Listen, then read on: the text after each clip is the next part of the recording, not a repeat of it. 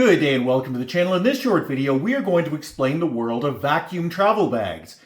Now, this particular bag is from Seafew, but this is not a review of this particular product.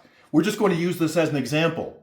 We'll explain what's good and bad about vacuum bags, how to use them, but most importantly, what to look for when you're trying to buy one of these. Like this one, for instance, is a backpack. It's not just a standard carry bag. So let's go over the things you want to look for right away before you even consider buying one of these bags. And that is the size. There are two dimensions that most people care about in any sort of travel bag. The first is your personal item, which used to be a woman's purse, but now could be anything at all, as long as it's small enough, and carry-on bags. This particular bag is meant for carry-on. But let's go over the dimensions that count. So you can look through your particular airline that you're flying with and figure out what the maximum sizes are.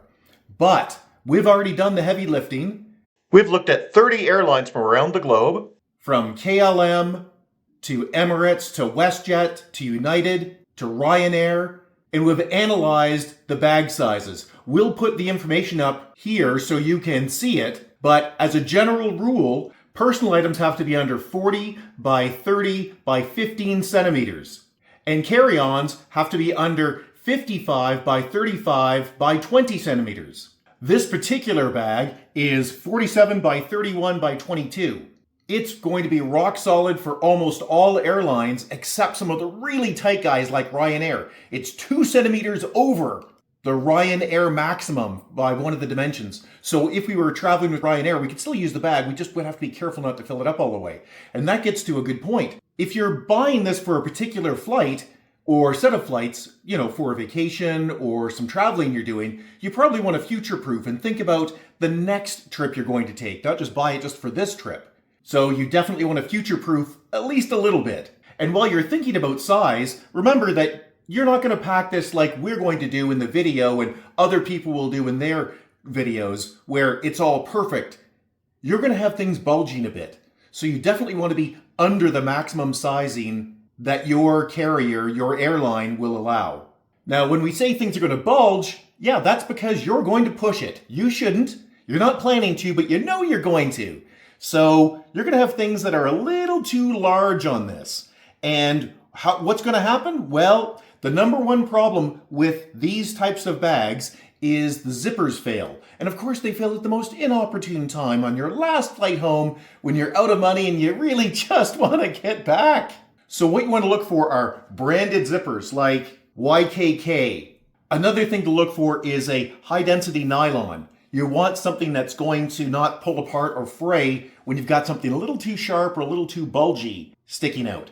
And the last two things we're going to cover on the build quality of these things, the manufacturing quality, is to make sure that there are lots of extra little compartments, because when you're traveling, you are going to have more than just the clothes like these that we're going to pack inside this thing. You're going to have things that you need access to. And once you vacuum pack them, well, that would be bad to try to get them out while you're on a train or a plane or something. So you want to make sure that there's lots of extra little compartments that you can stuff things into if you need to. Also, if you've ever traveled on the cheap before, you know that sometimes you cheat and you have to pull these things out of these extra pockets and shove them in your coat or something so you can fit it into the sizer. Because companies like Flair Airlines in Canada and RyanAir in Europe are kind of a pain in the butt about these things, and they're going to check because they want that extra revenue. So make sure there's lots of extra compartments. And the last thing is the color choice. Please do not choose white, because it's not going to stay that way. It's just the way it's going to work. This is one that my daughter actually chose, and it's for her. She's going to be traveling all through Europe. She's taking a whole month and going through, I think, 16 countries. Good for her. But this is what she chose. She knows it's going to get marked up, and well, so be it. Black's also a terrible choice because it's going to get hot. And you think, well, not in this trip, I'm going in February or something. Okay, but you'll probably use the bag again at some point, and it's going to be hot then. So avoid black or the really dark bags as well. Also, it's much harder to find them because everybody has a black bag if you end up taking it off and storing it somewhere. Having a kind of a unique color like this weird purple, That's not the worst choice you could make. The third thing is the comfort and ergonomics. Look, the vacuum bag actually adds weight, right? That's a serious plastic that's in there, not just some light, flimsy crap. And when you are traveling, you want to make sure that while you're able to fit all of your stuff in, it's not too heavy for you. You can see in this case, it's a backpack, and my daughter has a very legitimate concern about having this on her back all day and getting sweaty and tired and hurting her neck. So it's important to make sure you've got comfortable straps with the breathable material. Most of these have it, but certainly not all. I found some really cheapies that don't have that. Now you really can't tell how much padding is on these shoulder straps until you get it, or unless you're buying it in a store. So you take your chance. Another thing is make sure that there's, if you can, make sure there's a little bit of extra padding at the bottom here, because that's what's going to dig into the small of your back if you're buying a backpack like this one. So breathable mesh, comfort, and you want to look for a top handle. Some of the cheapies don't have this.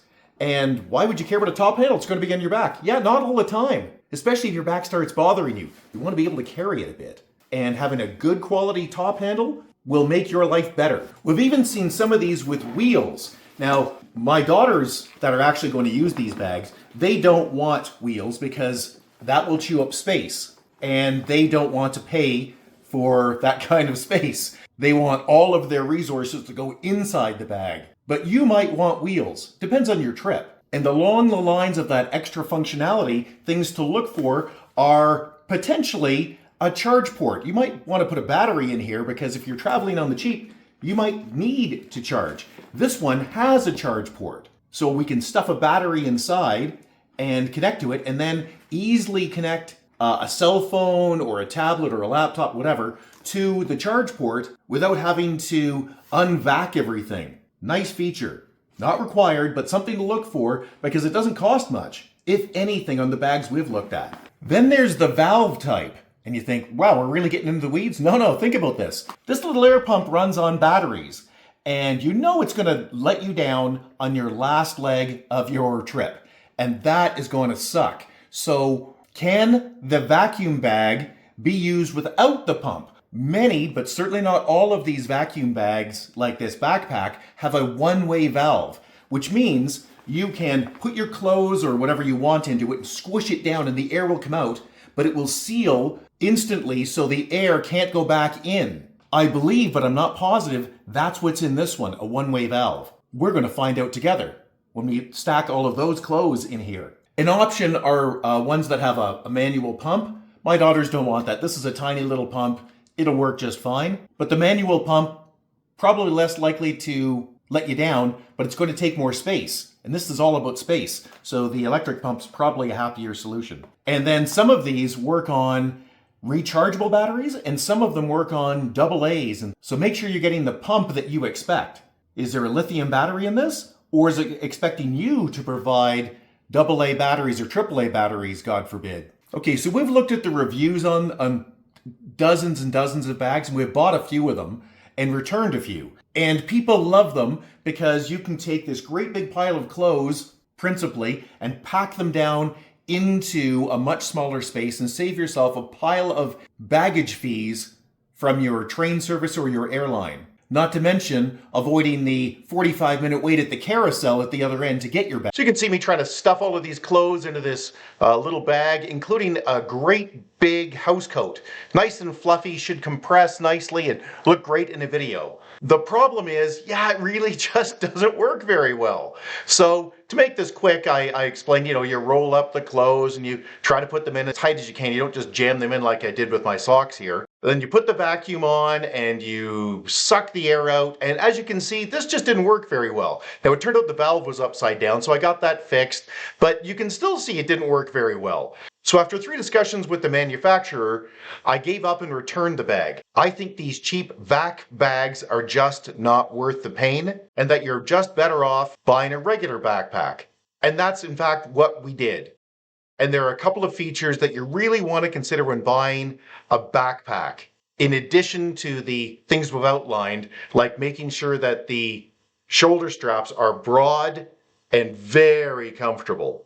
One of the most important things is to have a belly strap, and the wider the strap, the better. That stops the bag from sliding around, and that will help reduce back strain. Another thing to look for are called load lifters. These are only available on the more expensive bags, but what they do is shift the weight. It makes an enormous difference again in comfort. Now, in the end, my daughter settled on this Osprey bag. Yes, it is 3 times the price of the bag that we started out reviewing here, but if you need to use it multiple days at a time, that will pay itself back so quickly in comfort. So let's wrap this whole thing up with a summary.